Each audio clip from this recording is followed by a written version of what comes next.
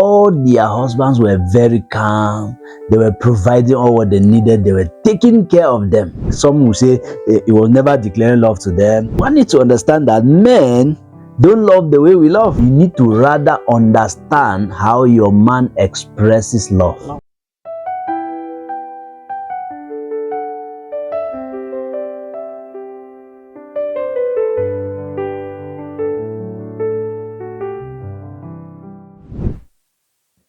Hi beautiful people, welcome once more to your favorite YouTube channel, Havilah School of Marriage. By your very own Dr. Mrs. Crysantus and Linda and Nzometia. We are so excited to be here with you again. Wow. We've come with an amazing package, as you can see. Follow through to the end and we cannot wait to read from you. Okay, my angel. Yes. Right into it. Thank you. I must begin by commenting you're beautiful. You're beautiful, you're elegant. I like that adornment. Wow. Hello everyone. Welcome to your favorite YouTube channel, Havilah School of Marriage. We thank you for always connecting. As we know, you are benefiting something. We are also learning as we do these videos. We are learning together. There is a story on the internet that went viral all over the world about a certain man in Guinea whom, according to me, lived contrary to his purpose. Baltasar Engonga, you know about that story, who had a whole lot of videos published about him having intercourse with several women and taking videos of it. And I'm sure some people still have those videos even. I set out to do a research to watch the interviews of the victims of this scandal, some of the women that were involved with him, and some of the partners of these women. And we drew some lessons that we think are important for us to share to the world, because as a marriage school, we cannot leave such a matter go unnoticed. We must address it. And so we have come out today. We are beginning with women. We want to bring out 5 important timeless lessons for women from this story. As with that. Oh yes, very important. I'm going to be sharing some of the things I've met, and as a woman, I'm sure you will be commenting.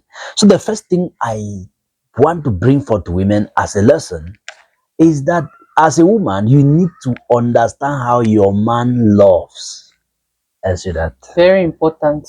Yes. Several times as women, we have the way that we feel loved, and we expect that everybody will understand us and love us that way, the same way as we also love the same way. But unfortunately, men don't receive love the way that women do.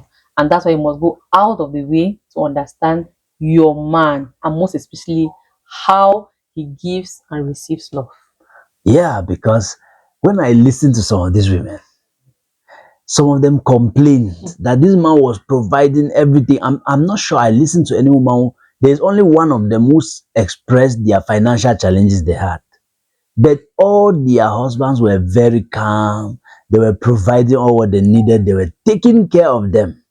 Yet there were expectations that they had from the man that, according to them, the man was not giving. But so one needs to understand that men don't love the way we love.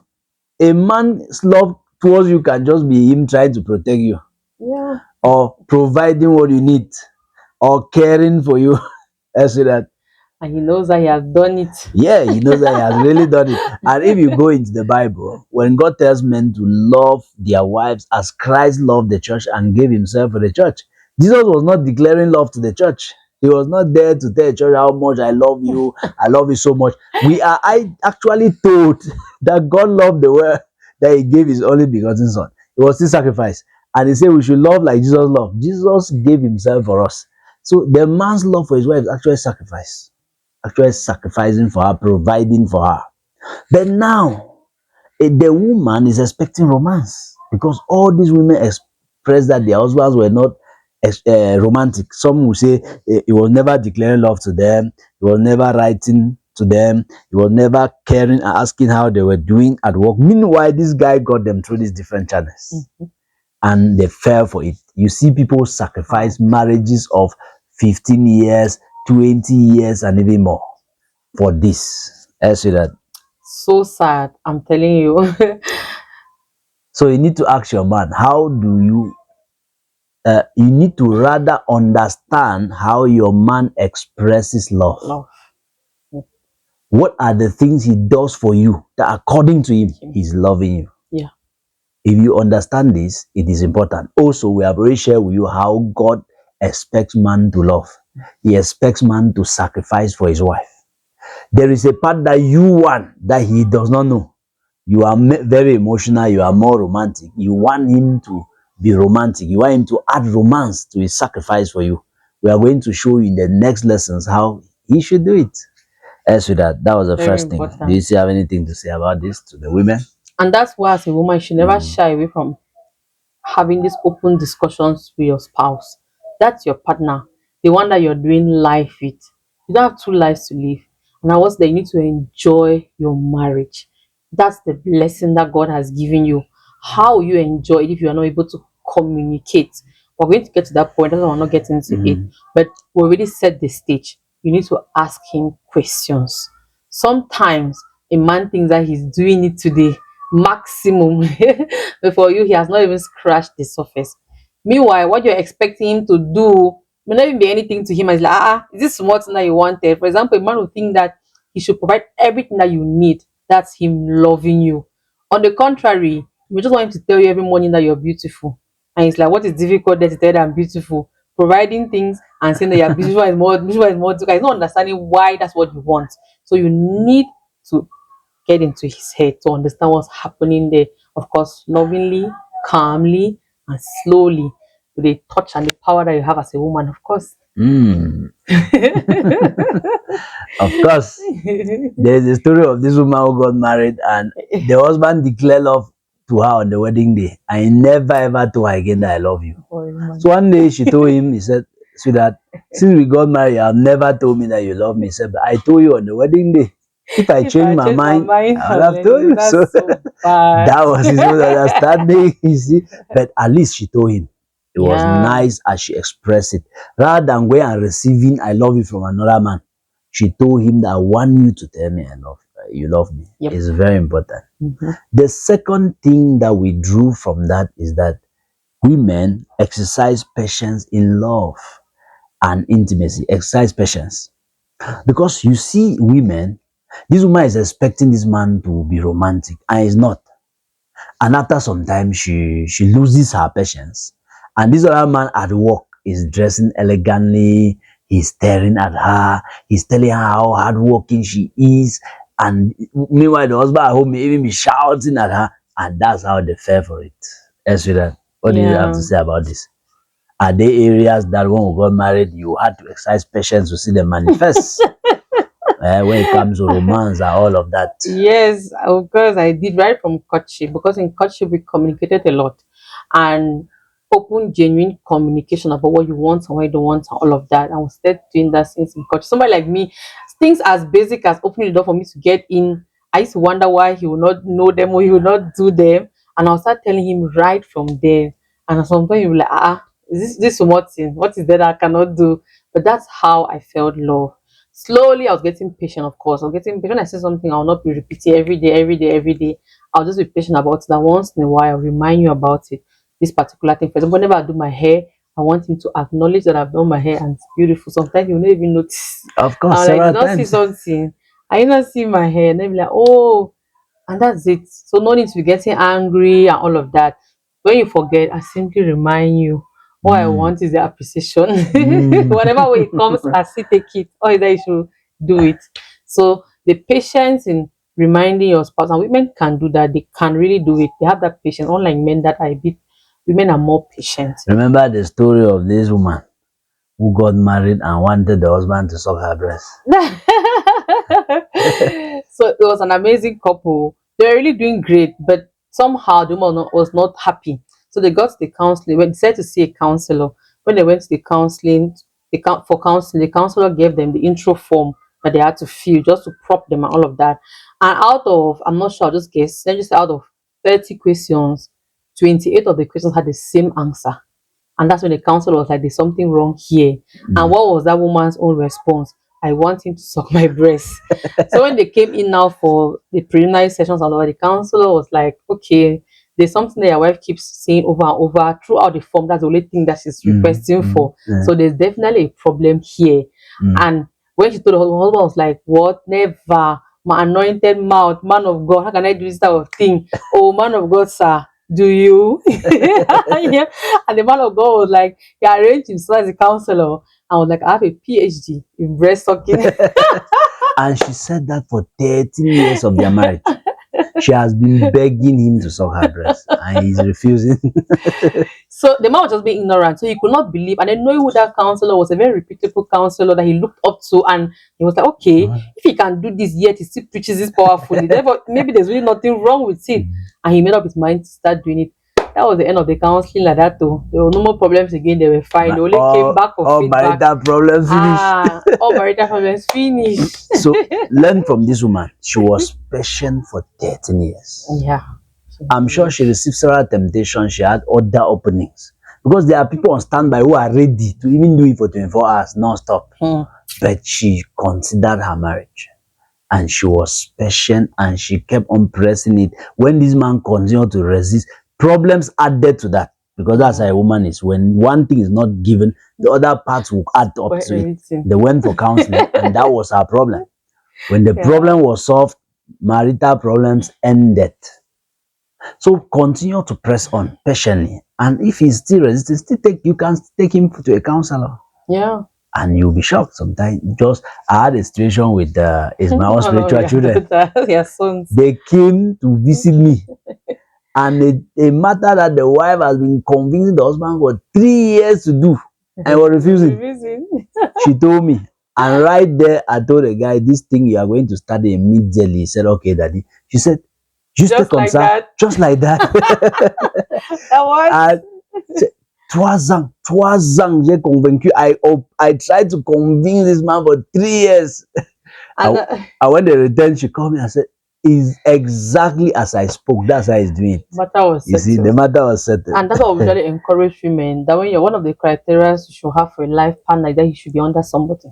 Sometimes it's just that voice in it. Who is that person that your husband reverences, that listens to, that even if there's something he does not want to do, because he honors that person, the person tells him that you will do it, he does it because of the honor, respect, and high esteem that he has for that person. It solves a lot of problems. Imagine this couple, they would have been going on and on and on and on. The wife just brought him to his spiritual father. In less than 1 minute, a problem of 3 years was settled. And that's it. No problem again in that domain. Okay, the third thing we drew from these interviews is that you teach your man how to love you. I see that. I know I overemphasize that one. You know, sometimes women are very shy and they feel that if they go, it's your husband. Why are you shy towards your husband? If he says that you're being forward, and so what? I always tell him that I own you. You belong to me. When I want something, I don't give it. I say that I own you. You like that you're my property now. So there's nothing about being. If you're not married, that is if we're addressing married couples, please. So we're talking to those who are married. This is you and your spouse. Okay, maybe in courtship you can have some discussions, but there are limits that you go to, of course.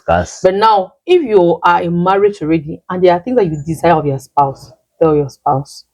Now, there are other things I don't like to talk about here because they're kind of sensitive.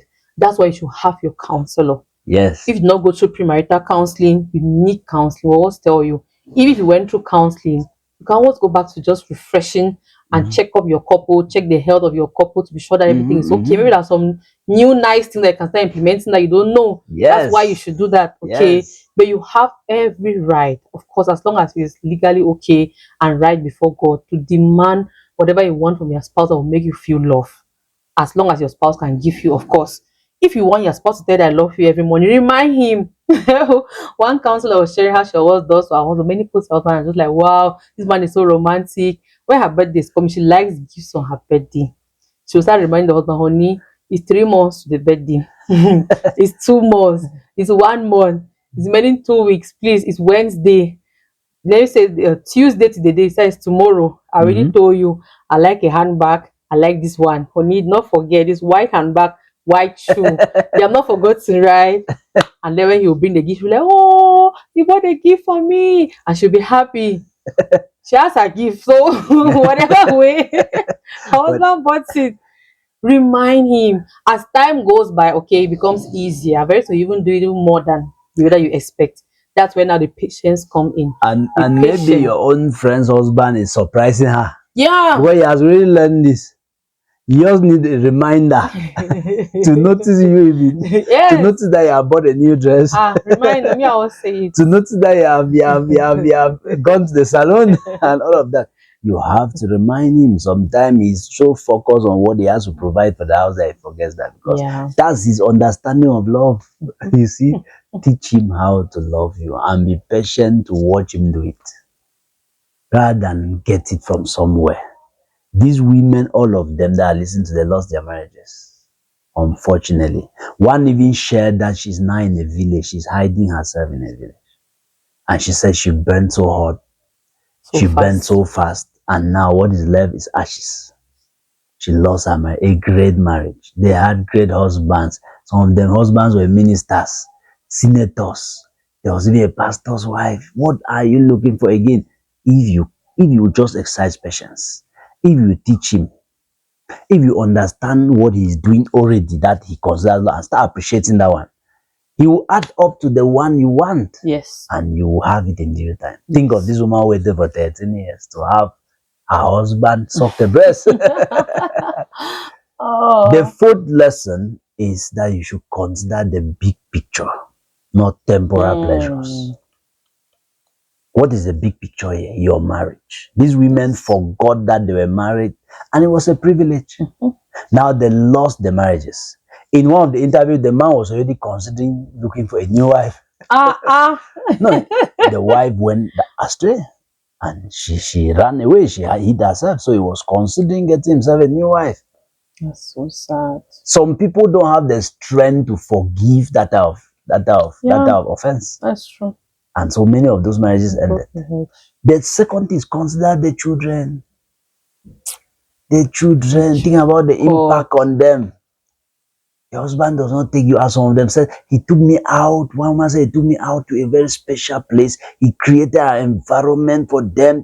Your husband may not be doing now because of the means at hand. Or maybe he's planning for the future because of what he's thinking. Rather flow with him and be patient. Your friends have already gone to Dubai, no problem. Yours will not only take you to Dubai, he will take you to Mauritius Island. He will take you to the best touristic site on the earth. It's a matter of patience. It's a matter of patience. So think about the big picture. Think about the effect of this adultery on the children. Think about the effect of this divorce on the children. Bible tells us clearly that it covers them with violence. It covers your garments with violence. And God wants you to raise godly offspring. That's why He does not want you to go that path. If they consider the big picture, they will not crave so much for emotional satisfaction that they will sacrifice their marriages for that. So consider the big picture. Very important. And last but not the least, we don't want to load you with so much. Pray for him and stay focused on his growth. Because every man is a work in progress. And us men, sometimes it takes us more time to listen than women. A woman listens very fast. Sometimes they're easily teachable, but men, their ego, especially when the wife telling them. So sometimes you crack him but through prayers. That's even the best way and the simple. Don't stress yourself. Go and pray. The same thing that you told him will become revelation when God tells him. That's why I had a revelation from God. Well, was what you just knew. Meanwhile, it's what you were praying for. At the end, it's done. So that's the objective for us to get whatever we want to get done. And the easiest place is in the place of prayer. The Bible says that the heart of kings is in the hands of the Lord. That's how the heart of your husband is in God's hands. As you pray, God is going to turn into a direction that He wants, and He will do what God wants Him to do, whether He wants it or not. So allow God to do the work for you. Just focus on praying for Him and loving Him. Thank you very much for listening. If you are listening to us and maybe you were not part of the Baltasar story, but you have gone that way in your own marriage, either completely or incompletely because of the dissatisfaction these women had. You just need first to forgive yourself. Know that if you fall, you can rise again. Yes. Very important. If you fall, you can rise again. Forgive yourself. Seek for your partner's true forgiveness and regain his trust through total and irreversible accountability. Last but not least, be totally available for him. Because the day you want to withhold yourself from him, you will start thinking that you gave it to another person. You want to withhold from him that married you. So this is very important. And thank you. Thank you, amazing viewers, for watching these great lessons. Look forward to the next phase where we're going to be addressing the men.